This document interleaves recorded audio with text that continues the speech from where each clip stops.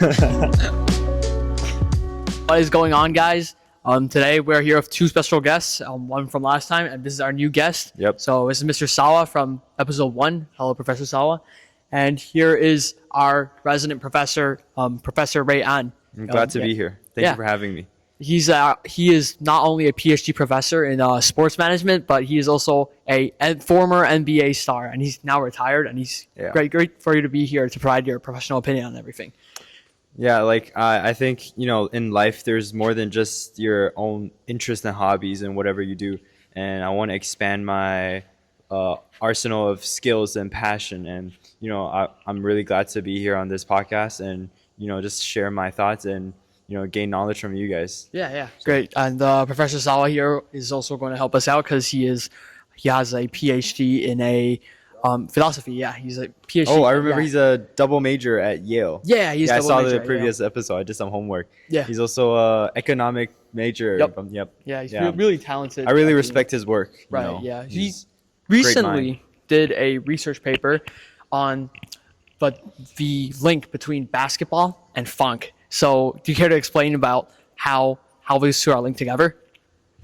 Yeah, so I did research on the NBA team called Chicago LeBron, but I got the result that the team who play the Phonk get into the championship and they tend to have better win than the team not playing Phonk.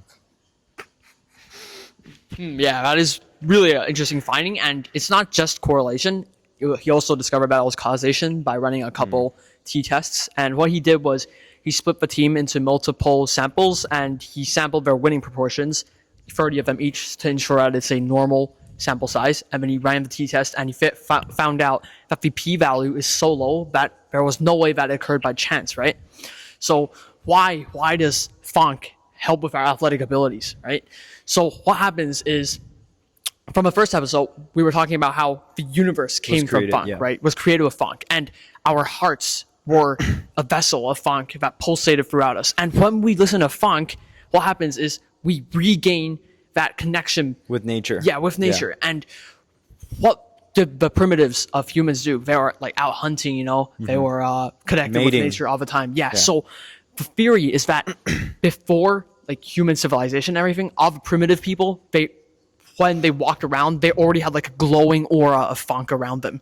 That's because they were so connected with nature. But now, since our connection is a bit severed, right, we don't really get that intricate connection with nature. Yeah. So when we listen to Phonk, it really brings us back to the olden days. Do you have anything to elaborate on that? Well, I have it's a really good take on this, and you can see like the greatest basketball players on earth, like Michael Jordan, LeBron James, like people see them in person, they see the aura around them. They see the Phonk, the aura pulsating through their veins, and the what they're radiating. It's Phonk, Right. They're just, a lot of people said like Michael Jordan, they feared him, because the amount of aura he gives off, it's really immense. The average Joe can't take it, and what he said on how Phonk increases like the chances of winning basketball games. I think, well, yes, it's a locker room music which brings the players together, and they can enjoy the songs and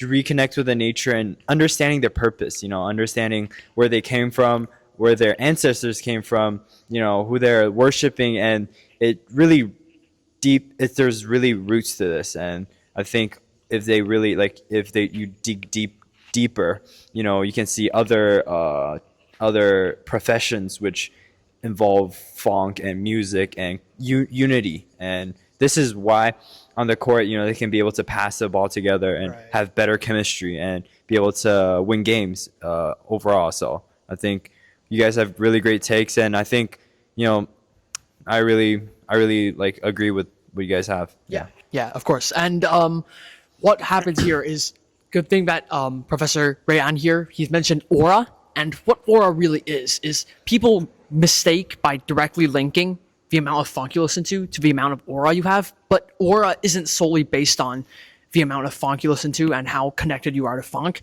but it's also based on your actions, like what you say, what you do. And aura really just represents how how good of a person you are, and if you're really working towards that goal, you're working really hard, really motivated, and that aura in that specific theme or setting, that's just you're gonna have a lot of aura, right? But then if you maybe fail in things, you may lose aura, but as long as you listen to Phonk, you are always able to maintain that aura, right? So aura really, it's a way of showing how much Phonk you listen to and how hard you work and everything, right? Yeah, so it's really when people in basketball games, as you said, they connect with each other, know when it passes. That's because their aura is so intertwined. They literally know what each other is thinking. Yeah, they got like connections everywhere, like every part of their body. They got connections everywhere, so they know what they're doing every time. Yeah. So Professor Sawa also did a study about human philosophy and how aura affects our perception of a being, and he would like to describe how that works. So I also did some research. I interviewed some NBA players like Curry, Jordan, LeBron, those GOATs. And yeah, I realized that their religion is actually similar. They all believe in one God, which is the religion that brings the aura to our human body. And yeah, all the people think they are Christian, but they are actually Funkism. Yeah, which is the best religion. Yeah, I mean, yeah, generally is the best religion, and that's the research I did. Right. So just to because you had a really glorious journey going from like a D1 player all the way to NBA star, and we want to know if Phonk was related to that journey at all. Could you care to elaborate? I think early on in my career, I didn't discover Phonk yet, and I was struggling, and I worked really hard, and shooting the ball, it just didn't go in somehow, and then it's just nothing was working, and then with my connection with Phonk and nature and just relaxing, it kind of relaxes, lets me let loose when I'm on the basketball court. It helped me regain my confidence, through Phonk, and that's how I'm able to play with ease on the court, and that's how I'm able to become the player I am today, because through Phonk, you gain confidence, and with confidence you can do anything. Believe and you're halfway there. That's a really great quote I live by. And so, it's, if some people who are struggling, even though they're really working hard, I say give Phonk a listen, and then you'll enjoy it, you'll fall in love with it, and it's gonna take you to places like where I am today.